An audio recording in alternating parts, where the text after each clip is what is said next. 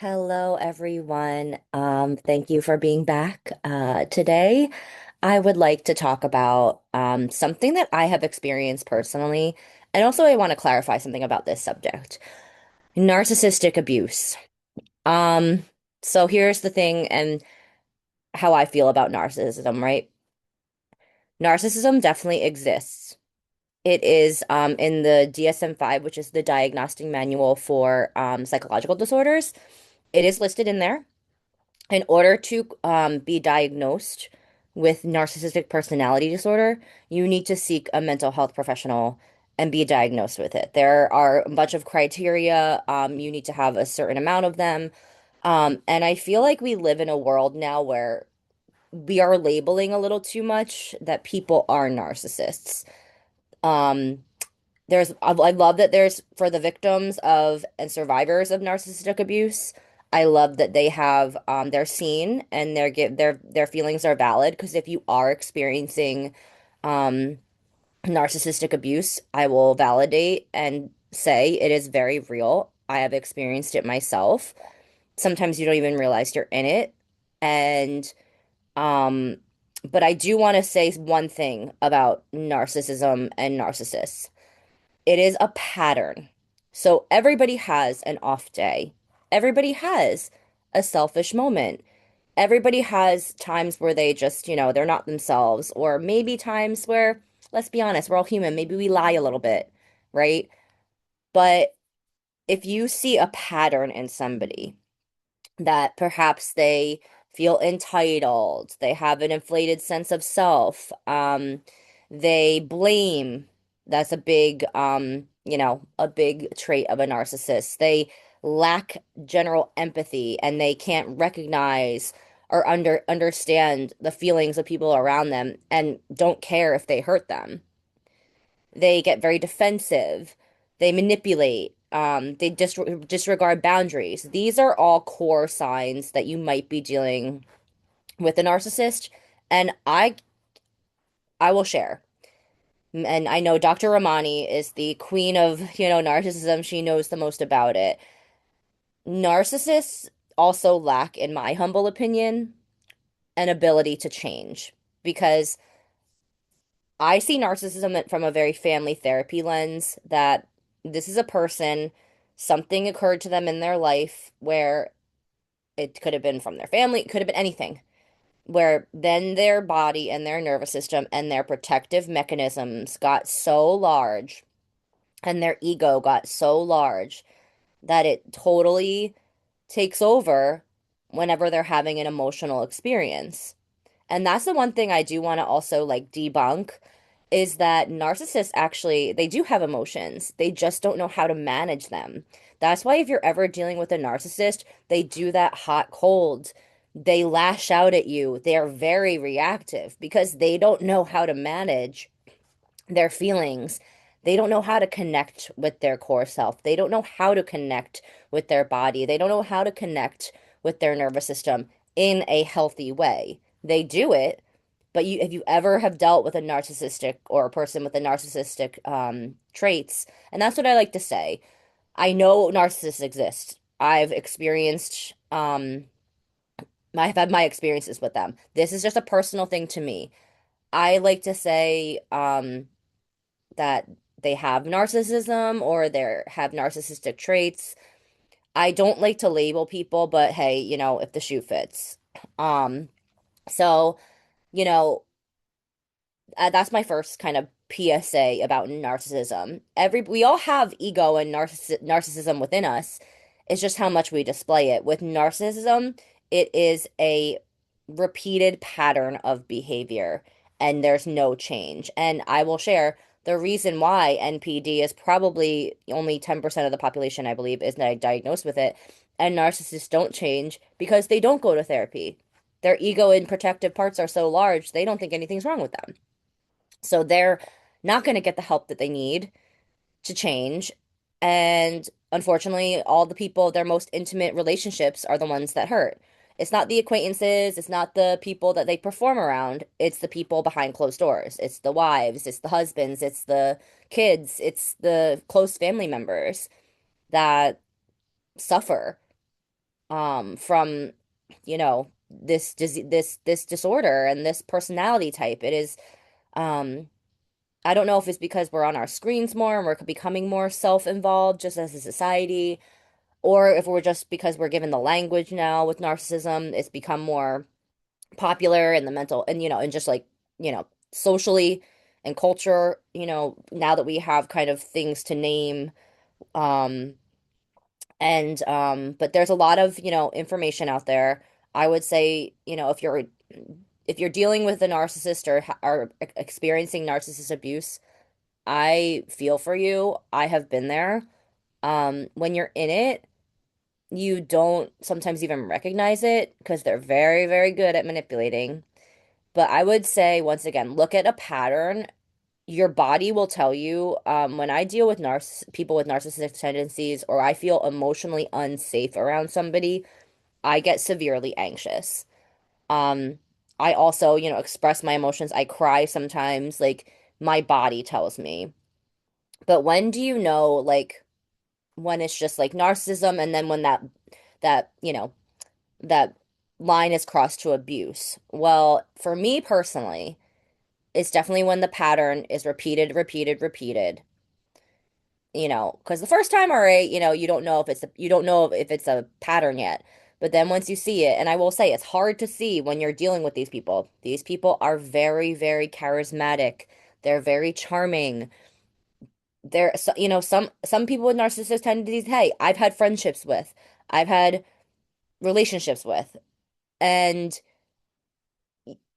in the beginning, they don't show that side of them because that they're in that kind of love bombing stage, right? Um, but when does it get to be abuse? I mean, I know this term gaslighting. Anytime somebody uses words or statements that warps your reality, and you know your own reality because it's yours, and manipulates it in such a way where you're questioning yourself, I would say then that's kind of, forming the abuse pattern. Um, it's also too, like, devaluation. Once you're emotion, and that's the thing with these people. They try to hook you and get you emotionally invested. Once you are emotionally invested, that's when truly the abuse begins. It might be in the form of put downs, silent treatments, and the big one, making you feel like you're walking on eggshells. That is and I just have an experience, and I will share with you. It's with a family member. I actually just kind of set a very hard boundary, no contact, because I feel like whenever I reach out to this person, I don't know what version of them I'm going to get. And the backlash that I get from a simple ask isn't worth my mental health. And I don't stand for it anymore.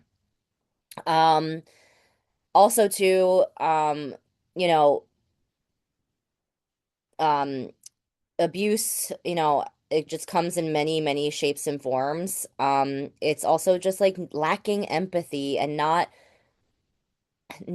recognizing somebody's feelings. I know the word abuse is harsh, but when you don't recognize somebody, and if you're an intimate partner with them and you don't see them emotionally, that's very hurtful.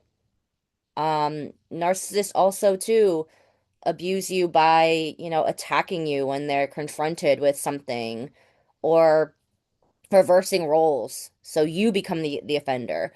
They're very, very good at playing victim, even when they're the ones that did the hurt. They switch it around. You're the issue. You're the problem. Um, it's the unfortunate thing is you'll know you're being abused when the impact of your mental health and physical health starts to go down. You might experience anxiety, depression, a collapsed sense of self-abandonment. These are all symptoms that you might be being experiencing narcissistic abuse. And it's very, very, I want to just validate, it is so hard to get out of these patterns and these cycles, but I want to tell you, it is possible. You can do it. How you start the healing process is number one, no contact. And I know it's hard because once that trauma bond is formed, which basically a trauma bond, for those of you who don't know, is when the abuser and the victim form a deeply unhealthy emotional attachment, and it happens between the victim and the abuser. So that's what happens with narcissists, unfortunately. You go through this trauma bonding with them, and it's really, really hard to get out of it once they have you kind of in this stage. And they say it's actually like being addicted to drugs. That's how strong sometimes these trauma bonds can be. But really, how you get out of it, I will say, seek a mental health professional, seek out your support system, don't keep it in. And if you can do it, and this is like, I mean, any therapist will tell you this, go no contact. No contact is how you break that trauma bond and that pattern. You need to break and detach the connection. Trust me, I know it's hard. I know for physical abuse, the victims go back to their abusers. It takes 7 tries for them to leave their partners. And it's not because they're not strong, it's not because they don't know what's going on. It's just that dynamic. It's very hard to get out of. And same, I don't know the statistic, but same is true with emotional and narcissistic abuse. It is very hard to get out of these cycles. And I understand relationships are difficult and maybe you think that they'll change, but that's another thing. They don't change. As I said, narcissists are stuck in a pattern. And I have not met one so far. And I've talked to many therapists. I have my own therapist that has changed so much that they are a new person. I know my therapist has talked to me about a person, her experience that she's talked about, that the person was diagnosed with NPD, recognized he had it, but was still experiencing the urge to manipulate, the urge to gaslight. But he had to stop himself when he did that. But he was like, I'm not cured of this. I'm just very conscious now of what I put out in the world. So there's that. But how you heal is truly no contact, and lean on your support systems. I mean, these people will unfortunately ravage your mental health. You'll be your nervous system will wanting to protect itself. I want to let you know that is completely, completely normal, that your nervous system is going to want to protect itself. And, you know, noticing, as I said, notice the patterns. There is a pattern with these people. Everybody can have a one-off selfish moment. And please, please, please seek help if you are experiencing this. Also, too, you know, you not only just from mental health professionals, but having a good support system, reach out to a friend, you know, express how you feel, maybe get their opinion on it and say, hey, is this sound a little off to you? You know what I mean? Check in. Because I know when you're in that abuse cycle, you're sometimes too lost in it to see your way out of it. So if you have people you trust in your life and that love you unconditionally, I would say go to them. And then after you go no contact, which I'm saying this, all saying this like it's easy. This takes time too, guys. I want to let you know, this takes time. It's not going to happen in a week. It's not going to happen in a month, probably, depending how long the relationship was. It's going to take time to detach, and once you start to slowly detach, your worth comes back. You start feeling like yourself again. That was my experience. When I was in narcissistic friendships or relationships, I would very quickly self-abandon. I was not emotionally strong enough, and I didn't have the wisdom and lessons that I know now to spot those signs. Now I'm very quick to spot them, and I just actually had to, unfortunately, cut off somebody in my life that has been in my life a long time because of narcissistic behavior. I do not stand for it. I have done too much work on myself. These people are like basically like, I mean, they're violent emotionally. They're dangerous to your nervous system. They aren't like, ex murderers, but they might as well be for your nervous system and your feelings. And um so no contact, no contact, no contact, and get help, heal. whatever that means for you, if that means going to therapy, if that means getting a coach. I know there's a ton of narcissistic abuse coaches out there, or getting over it, because it's hard.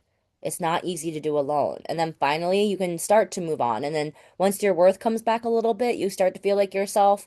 Let me tell you, the glow up you'll experience if you do the work in your healing journey, I can't put words to it.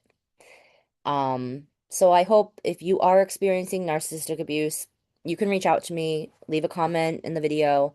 Danielle at DanielleZMFT.com is my email. You can reach out to me. I'm here to listen. But please seek a licensed mental health professional. I do not have my license yet. Of course, I could talk to you non-therapeutically. But please, please, please seek support, reach out to people.